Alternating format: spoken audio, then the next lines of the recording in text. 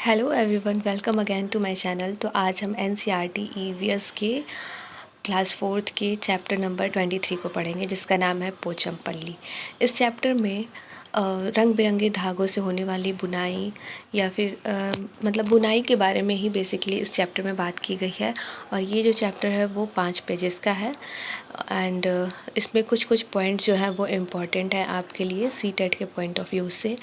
And अगर आप teacher हैं तो आप बच्चों को कैसे पढ़ाएंगे ये भी आप यहाँ पर देख सकते हैं। और यदि आप बच्चे हैं तो आप इस चैप्टर को एंजॉय कर सकते हैं। तो चलिए देखते हैं क्या है इस चैप्टर में। मुख्तारपुर गांव में रहने वाली वाड़ी और प्रसाद के घर में रंग बिरंगे धागों का ढेर लगा रहता है। कहाँ पर? मुख्तारपुर गांव। उनके अम्मा अप्पा और परिवार के सभी लोग बुनाई का काम करते हैं।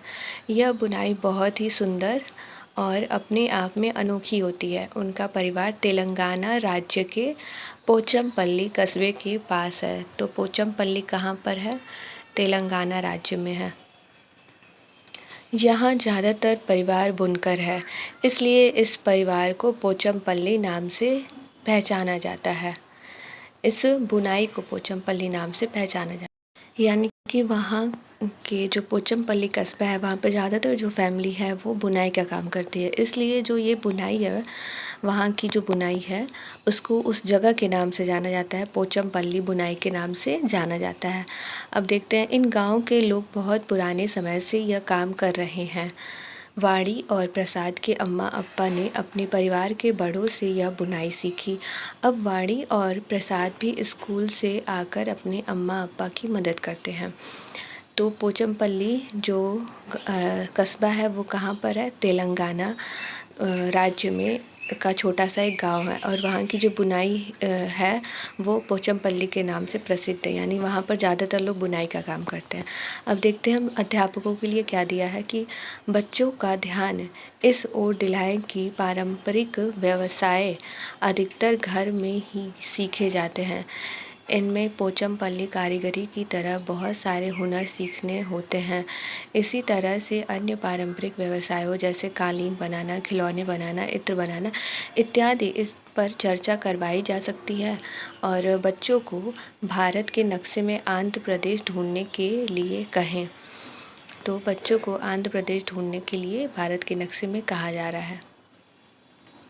तो जैसे कि हर एक चैप्टर में ये बताया गया है कि किसी राज्य के बारे में बात हो रही है तो उसको बच्चों को नक्शे में ढूंढने के लिए कहे। इससे बच्चों को पता चलेगा कि इस राज्य की स्थिति कहाँ है नक्शे में। और ये भी बताया गया है कि बच्चों को ये बताएं कि जो पारंपरिक कलाएं होती हैं वो अपनी फैमिली में ही सीखी जाती हैं, यानी कि एक जनरेशन से दूसरे जनरेशन तक। जैसे कि उनके दादा दादी का कोई काम करते थे तो उनके मम्मी पापा ने सीखा, फिर अपने मम्मी पापा से वो सीखेंगे। तो ऐसे ही जो कलाएं हैं एक जनरेशन से दूसरे जनरेशन तक ट्रांसफ़र होती रहती हैं। फिर देखते हैं क्या दिया है। यहाँ पर कुछ तस्वीरें हैं जहाँ पर बुनाई का काम हो रहा है। पोचमपल्ली साड़ी बनाने का तरीका। तो यहाँ पर पोचमपल्ली साड़ी बनाया जा रहा है, तो घर पर ही लोग ये काम कर रहे हैं।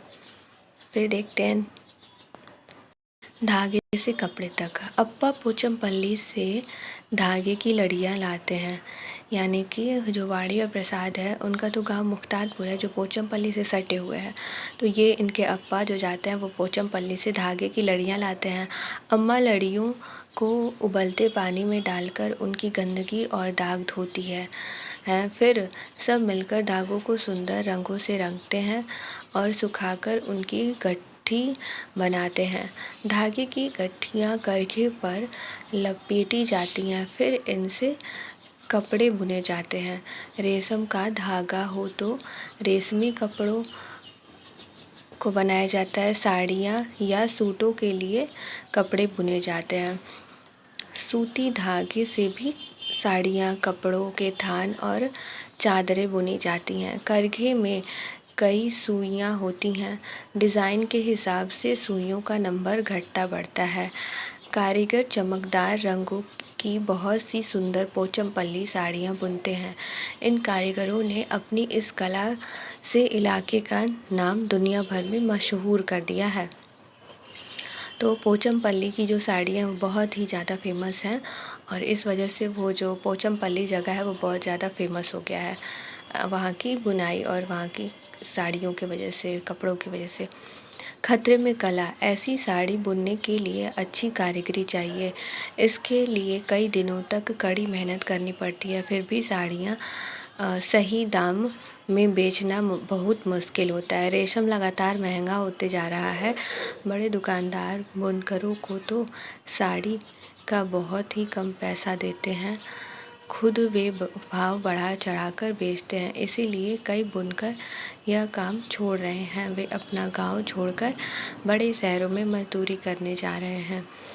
इस समस्या का कुछ हल निकालना चाहिए। बरसों पुरानी बुनकरों की यह कला कहीं धीरे धीरे खो न जाए। तो जैसे कि ये जो बुनकर हैं वो छोटे फैमिली से आते हैं। ये लोग बनाते हैं, लोग बहुत मेहनत से धागे खरीद के लाते हैं लोग, जो कि धागे भी बहुत महंगे मिलते हैं। फिर कई दिनों कड़ी मेहनत करने के बाद, कई दिनों के बाद एक साड़ी बन के इनकी तैयार होती है। और ऐसे करके जब कई साड़ियाँ तैयार हो जाती हैं तो वो लोग जाते हैं बड़े दुकानदारों को बेचने। और जो बड़े दुकानदार हैं वो ज़्यादा पैसा इन लोग को नहीं देते हैं। और ख़ुद जब वो कस्टमर तक ले जाते हैं तो कस्टमर को जब वो बड़े दुकानदार जब बेचते हैं तो वहाँ से तो वो उनसे अधिक पैसे निकलवा लेते हैं।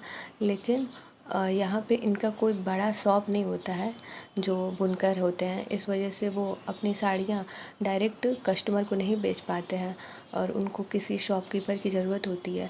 तो शॉपकीपर इनको कम पैसा देता है, लेकिन शॉपकीपर जब दूसरे को ये साड़ियाँ बेचता है तो वहाँ से अधिक पैसा ले लेता है और इस वजह से इनका घाटा होता है।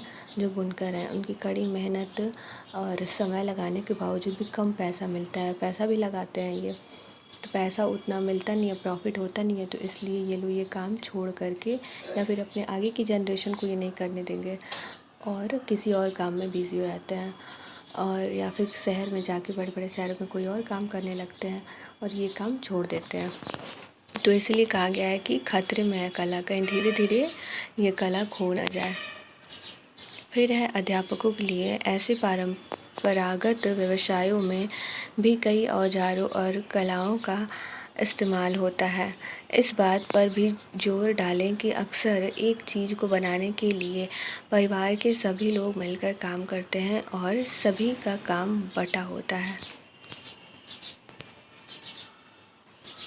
तो बताया गया है कि किसी भी काम को करने के लिए जिसमें ज़्यादा समय लगता है तो ऐसी जो बुनाई होती है या फिर कोई बड़े काम होते हैं उसमें परिवार के सभी लोग मिल कर के काम करते हैं। छोटे छोटे पार्ट्स में उन कामों को बांट दिया जाता है। फिर औजारों का इस्तेमाल होता है।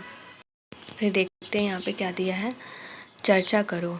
आज वाणी और प्रसाद जैसे कई बच्चों ने अपने परिवारों से यह सुंदर कला सीख ली है। क्या बड़े होकर ये भी अपने बच्चों को इस कला के हुनर सिखा पाएंगे? तो ऊपर जितना भी पढ़ाया गया है उसी के बेस्ड पर ये क्वेश्चंस बने हैं कुछ, जिनको सॉल्व करना है। फिर ये लास्ट पॉइंट है अध्यापकों के लिए।